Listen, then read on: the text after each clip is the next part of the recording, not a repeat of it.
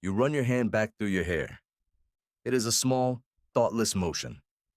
You have done it 10,000 times without ever once thinking about it. But one morning the hand comes back holding more strands than it used to. The part in the mirror looks a little wider. The light catches your scalp the way it never did last year. You are watching something begin. And here is the strange part. It has been beginning in human beings for far longer than there have been mirrors to notice it in. Roughly half of all men show some version of this by the age of 50, so most people assume baldness is a modern affliction. Stress, bad diet, chemicals, the noise of the present. It is none of those things. The real question is not whether ancient humans went bald. They did. The real question is when it started. So when did your ancestors begin losing their hair? You would expect us to look at bones. That is where prehistory usually lives, but hair does not fossilize. It rots within years, while bone lasts for hundreds of thousands. And a bald skull and a hairy skull look exactly the same once the flesh is gone. So the fossil record, for once, is silent. If the bones cannot answer, what can? The answer is hidden inside you right now. It is written in your genes. In 2005, geneticists at the University of Bonn in Germany, led by Axel Hilmer and Marcus Noden, went hunting for the root cause of ordinary pattern baldness. The medical name is Androgenetic Alopecia, which simply means hair loss driven by male hormones and passed down through your family. What they found was a single dominant culprit, the androgen receptor gene sitting on the X chromosome, the one a man inherits only from his mother. The androgen receptor is the molecular switch that lets a cell respond to male hormones at all. Tweak that switch, and the follicles on top of the head begin to react in a self-destructive way. That is why baldness so often runs down the mother's side. The instruction arrives on her X chromosome. Your maternal grandfather, in a way, is a preview. But that gene was not invented yesterday. The same version that thins a man's hair in a city today is found across populations on every continent. It is shared so widely that it must predate the great migrations out of Africa. In plain terms, this trait was already riding inside our species before your ancestors ever left the savannah. It is not a modern glitch. It is ancient cargo. And the machinery behind it is older than humanity itself.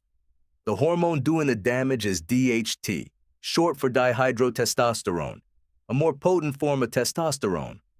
An enzyme converts ordinary testosterone into this stronger version, and on a sensitive scalp, the DHT begins to shrink the follicles. The follicle does not die all at once. It shrinks, cycle after cycle, making a thinner and thinner hair, until what it produces is too fine to see. The follicle is still there. It has simply been told to whisper instead of speak. How do we know this is ancient? Because we are not the only ones it happens to. There is a monkey from Southeast Asia called the stump-tailed macaque. As the males mature, the hair recedes from the crown of the head in a way any balding man would recognize instantly. A researcher named Hideo Uno at the Primate Center in Wisconsin studied these monkeys for years. Their baldness was so close to ours that they became the living model used to test the first hair loss drugs. The treatments later sold to millions of men were trialed first on these small bald primates. Think about what that means. The same hormonal recipe that bears a monkey's scalp bears yours.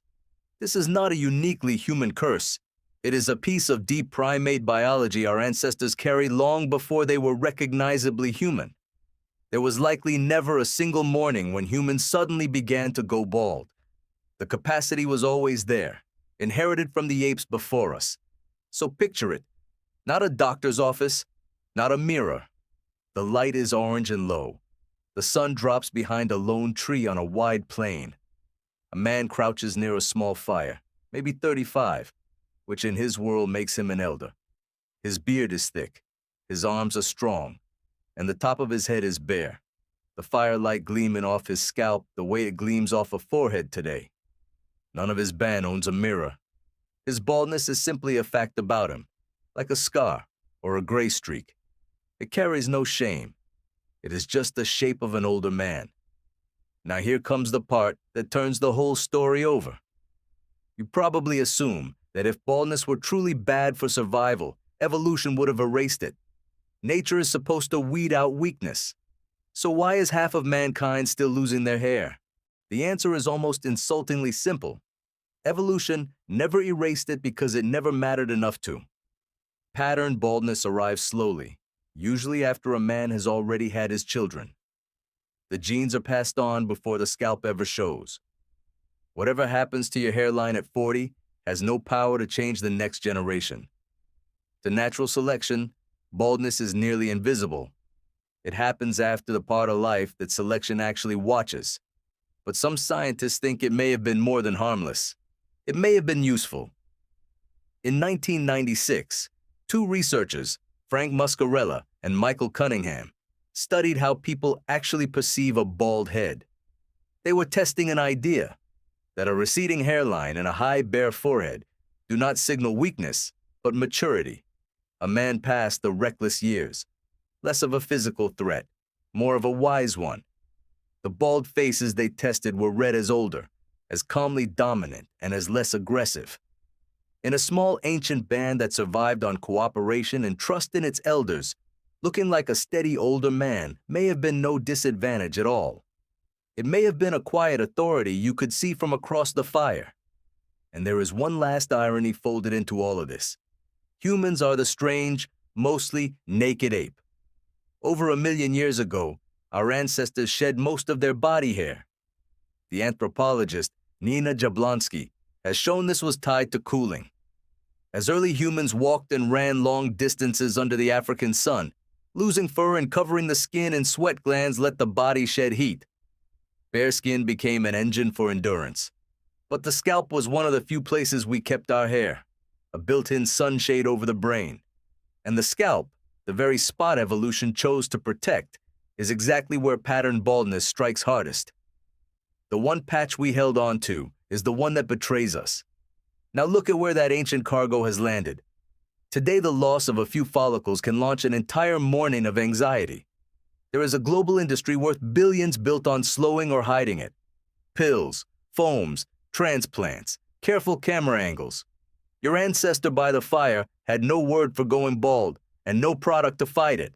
He aged, and his scalp showed it, and his band loved him or feared him for reasons that had nothing to do with his hair. The biology has not changed in 100,000 years. Only the mirror has. Only the meaning we pour into the reflection. So the next time your hand comes back through your hair and finds a little less of it, remember what you are actually touching. Not a flaw, not a modern failure. A signature written into our kind long before history began, passed down from the apes, shrugged off by evolution, and once, maybe, worn around a fire as the quiet mark of a man who had simply lasted. You run your hand back through your hair. It is a small, thoughtless motion.